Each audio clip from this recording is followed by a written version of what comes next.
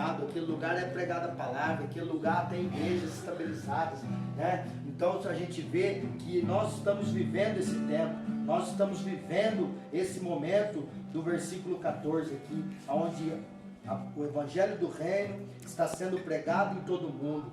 E aí ele continua no 15, né? Quando, pois, virdes a abominação da desolação, que falou o profeta Daniel, quando nós vermos que levantar um homem que no meio onde surgir essas pestes, surgir essas coisas, surgirão guerras, fome, terremotos, e aí vai surgir um homem que vai trazer a paz no mundo, e esse homem vai fazer aliança com Israel, e esse homem vai fazer uma aliança com Israel, e ele fazendo essa aliança, todos os outros que se levantaram com a abominação, eles não fizeram aliança com Israel. Teve vários homens, como Hitler. Hitler, ele foi uma pessoa que, através dele, mais de 2 milhões de judeus morreu por causa dele, né? Ele foi uma assolação que veio, mas ele não tinha parte com Israel, ele não tinha aliança com Israel. Mas Jesus, ele falou daqui que quando vinha aquele que o profeta falou, quando ele vinha aquele que o profeta colocou, quando ele vinha aquele que vai fazer aliança com Israel, vai trazer a paz para aquela região do mundo, aí nós devemos entender, aí nós vamos passar para o 15, porque aí ele vai se sentar no lugar santo, e aí ele vai fazer, como diz lá em Daniel, ele vai fazer uma semana de um contrato de uma semana, mas esse contrato de uma semana quer dizer 7 anos. Ele vai fazer um contrato de paz com Israel para 7 anos. Só que quando ele fazer 3 anos e meio que ele tiver nesse contrato, ele vai quebrar esse contrato e vai se chamado de Deus e vai impor. Aí ele vai sair as ofertas, os manjares, não vão deixar adorar mais o Senhor com manjares, coisa que o povo de Israel faz, não vai deixar fazer mais ofertas alçadas ali, e ali ele vai estabelecer o reino dele, depois de 3 anos e meio. Então nós estamos vivendo esse tempo. Quando nós vermos a aliança de Israel com alguém, aí a gente vai ver que se essa aliança for aliança de 7 anos, nós devemos ficar atentos, né? Vigiar. Quando Israel fazer aliança com alguém que vai fazer aliança com ele, e essa aliança for levada para durar 7 anos de paz, pode ficar alerta, irmão. Isso vai acontecer. E aí começamos a acontecer o momento do fim, né?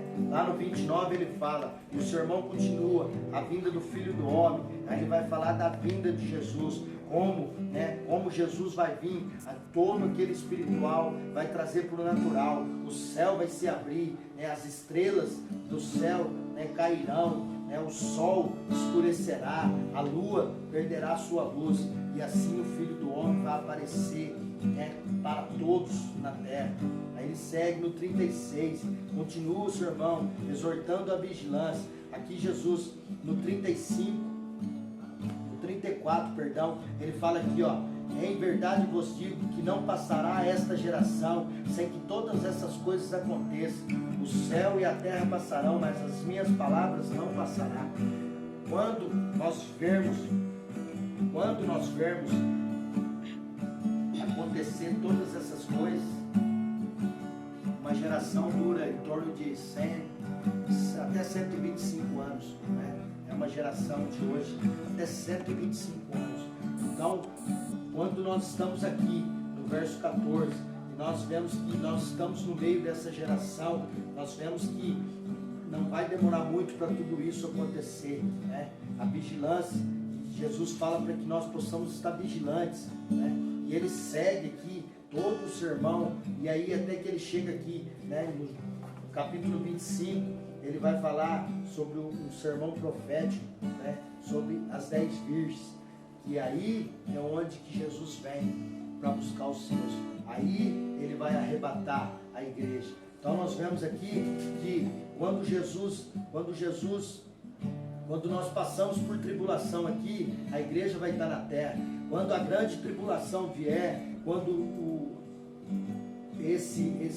essa abominação se levantar em Israel e sentará no lugar santo, nós vemos que a igreja vai estar na terra. Quando o Filho do Homem vir, a igreja vai estar na terra. Quando nós vigiarmos, porque aí ele vai chegar em Mateus 25, que vai falar da vida do Jesus para levar a sua igreja, levar a sua noiva, né? Onde ele fala das parábolas das 10 virgens, onde ele fala que 5 prudentes irão ter um encontro com ele, e as 5 nécias, né, que nasceram bem, nasceram no Espírito, mas perderam o Espírito no meio do caminho, perderam a visão, perderam o entendimento. E aí nós vemos que Jesus, ele deixa claro aqui, tem muita gente que prega aí que a igreja vai ser retirada antes da grande tribulação, a igreja vai ser retirada antes da tribulação, mas nós não vemos isso. O que nós vemos é que o profeta Daniel já falou lá atrás, né, que a abominação iria sentar no trono de Deus, né? Se Jesus falou lá no 24 que a abominação iria sentar no trono de Deus, e é lá no 25 que ele busca a sua igreja, com certeza a igreja vai passar exatamente o período de 3 anos e meio ali, exatamente o período onde as coisas vão começar a acontecer, e quando começar a acontecer a perseguição, Jesus vem, né? E como nos dias de Noé, Jesus vem e pega a sua igreja e leva nas bodas com o cordeiro. Amém, irmãos?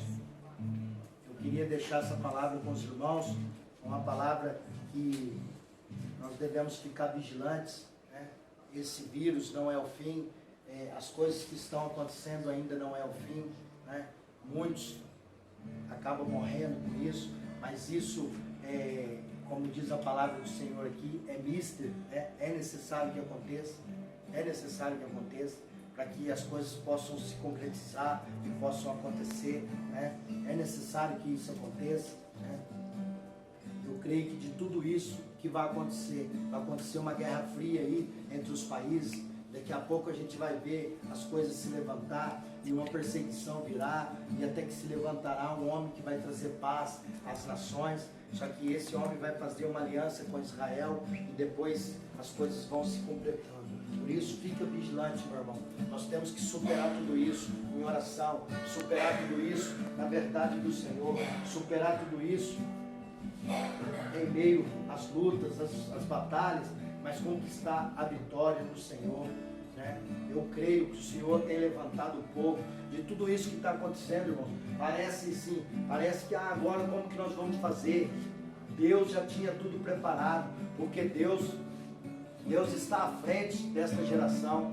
Deus, ele não é o hoje, ele não vive o hoje, nós vivemos o hoje, mas Deus, ele já vive o futuro, Deus já vive lá na frente, Deus já sabe de todas as coisas, e sabe por que ele levantou tudo isso? Sabe por que tudo isso está acontecendo? Eu digo para você, porque a igreja de hoje, ela está vivendo um tempo muito longe, muito distante daquilo que é a igreja de Cristo. Se Cristo voltasse hoje, irmãos, eu sinto lhe dizer isso, se Cristo voltasse hoje, ele não conseguiria encontrar nem 5 virgens para levar. Por isso, esse vírus, ele veio chocar o povo de Deus, ele veio mexer com o povo de Deus, ele veio trazer esse povo de Deus voltar às origens, voltar para os seus lares. Lembra? A palavra diz que nós iríamos voltar no início, voltar para as casas, né? Quando a gente escutava assim, como que a igreja vai voltar para casa? A igreja vai voltar para casa, a igreja vai ser os seus da casa, né? Por quê? Porque hoje, quem somos nós, irmãos? Aqui eu, né? Pastor Valdir, Pastor Elane, Vitor, Guilherme e Gabriele, nós estamos aqui participando, você está aí, mas a igreja hoje, quem somos, irmãos? E a igreja está voltando para casa, onde as pessoas se reuniam, né? E compartilhavam do pão, compartilhavam do conhecimento, né? E Deus ia acrescentando aqueles que iam ser salvos. A igreja só tinha um propósito na terra, só tinha uma direção na terra, é pregar o evangelho, curar os enfermos, ressuscitar os mortos, libertar os cativos e salvar. É o único papel da igreja.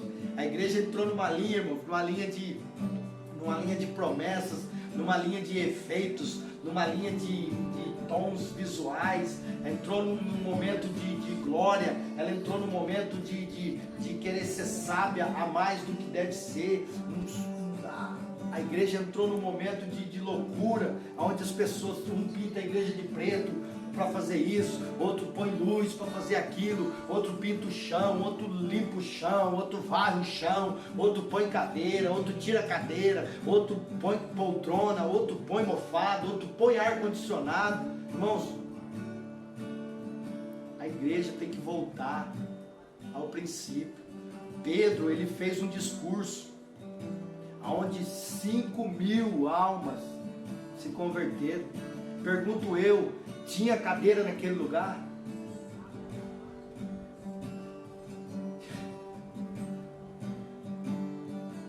Eu pergunto para você, tinha poltrona naquele lugar?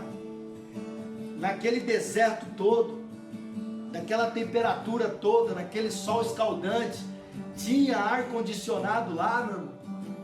Tinha ar-condicionado lá, gelando a sua cabecinha, para você ficar confortável, porque está difícil adorar o Senhor aqui dentro, porque aqui está calor demais, né? A igreja precisa voltar, mas a palavra de Pedro lá, né? Pedro levantou, todos sabemos que Pedro, ele tinha dificuldade em falar, né? Hoje a gente vê grandes oradores aí, porque tem intelecto, fala bem, né? Bonito de se ouvir e tal, né? Prega tal, é uma maravilha, irmão, é uma maravilha, né? Mas Pedro não sabia falar direito, Pedro gaguejava, Pedro não conseguia se expressar direito, mas quando Pedro se levantou diante do Senhor, e quando ele pregou, 5.000 almas se converteram. Isso é a presença de Deus, isso é o mover de Deus. Não é pelo aquilo que ele era, o que ele podia fazer, mas é o que Deus podia fazer através da vida dele. E hoje a igreja deve voltar ao seu princípio, a fazer aquilo que Deus pode fazer por nós, não o que eu posso fazer por você.